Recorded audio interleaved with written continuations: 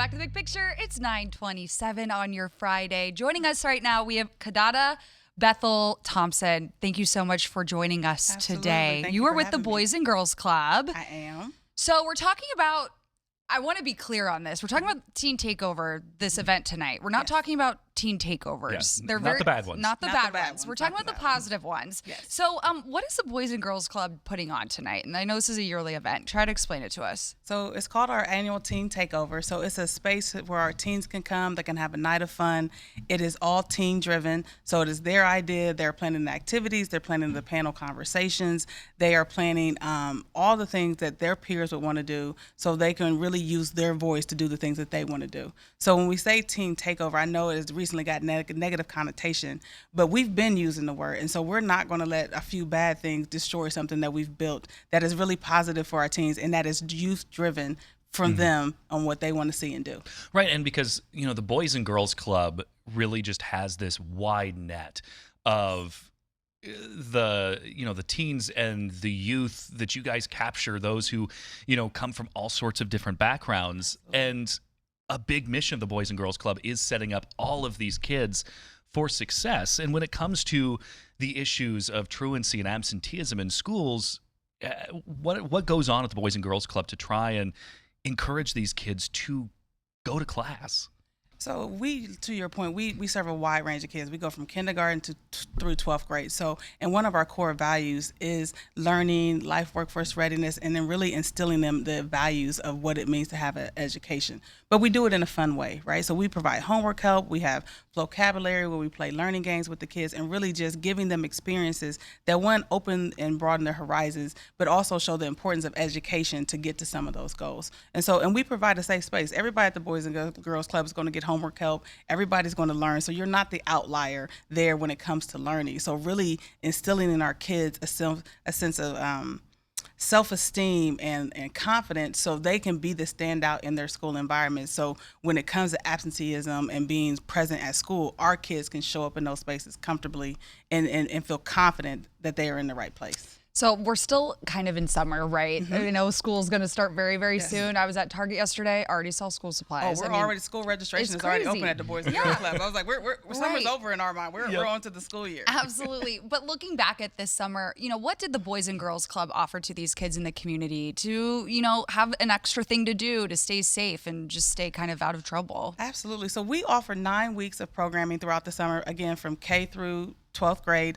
We're in Columbus, Marion, and Newark, and we provide 9 weeks of summer activities for $125 for the entire summer. So you come, you get breakfast, you get lunch, you get a snack every day, you get field trips. So we've done full footprint field trips. We took 500 kids to the zoo and the coastside. Like, we were taking over these environments, but in the mix of the fun, we still do educational things with our kids. Like, we have Nationwide Children's come in. We talk about emotional safety and how you regulate yourself in different environments, and just really giving a wide range of experiences for our kids. So we had the Air Force in. We had a big event with Jimmy John's. We have some Wise Pathway partnership that we're doing with Columbus State. So really giving our littles, middles, and our tweens and teens different experiences that are age appropriate, that also are fun, but all have a learning component behind them. So sometimes kids don't realize they're learning until after the fact, but they're always picking up things. Like, I had a young person with me the other day. We're doing a safety assessment, and she was having some big emotions, and I was like, you want to go with me on a safety assessment? And she's like, well, what's the safety assessment? But it's just those little things that we take for granted, but they're absorbing everything. And so for us, providing that safe space for them is so important. And when we talk about tonight's event, it's really teen-led. And why is it so important that this is led by these kids instead of being led by an adult? Because we all know that teens are a special group of young people, and they're not going to do what they don't want to do. We've all been there. We've all been there, right? We want to do the things that we want to do. So what better way to really talk to our teens and involve our teens by asking them, what do you guys want to do? We are very big on youth-led voice and youth-led experiences, because that's how you get the participation. So when our young people say that they want to do something, we're going to provide the avenue and the experiences so they can. So they said, hey, we want to do a teen night. We want to, their theme is like takeover, and they're doing all glow in the dark. so everything in the club is going to be lit up in different colors tonight. So, but it's important for them to take ownership of it, because we all know that people participate differently when they have a stake in it. And so that is why our teen-led initiatives are so important to have our teens' voice on top of them. What do you hope community leaders take from this event, hearing from them?